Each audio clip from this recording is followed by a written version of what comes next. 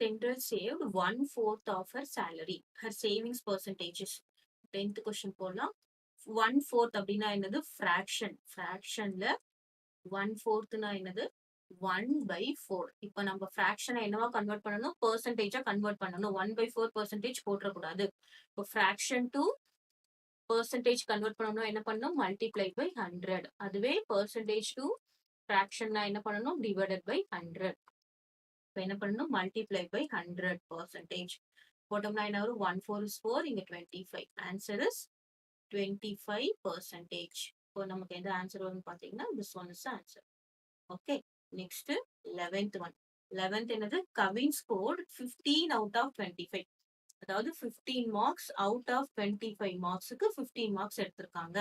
அப்போ percentage கணக்கு பண்ணணும்னா என்ன பண்ணணும்? multiply by 100 percentage. இங்க 125 is 25, 425 are 100.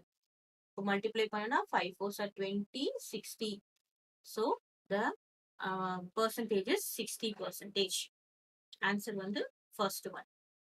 Next 12th one. 0.07 percentage. இப்போ percentage to fraction கன்வெர்ட் பண்ணணும் நம்ம என்ன பண்ணணும்? divided by 100 போடணும். கிளியரா? இப்போ நம்ம divide by 100 போட்டோம். ஆன்சர்லாம் எப்படி இருக்கு?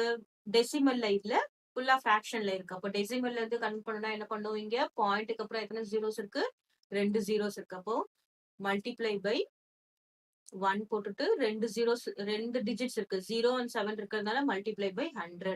இப்போ நியூமரேட்டர்ல மல்டிப்ளை பண்ணா டினாமினேட்டர்லயும் மல்டிப்ளை பை 100 போடணும். இப்போ பாயிண்ட் எங்க மூவ் ஆகும் பாத்தீங்கன்னா இங்க இருந்து இங்க மூவ் ஆகும். என்ன வரும்? 7 by இங்க 1 1 2 3 4 4 zeros. So 7 by 4 zeros எங்க வருதுன்னா this is the answer.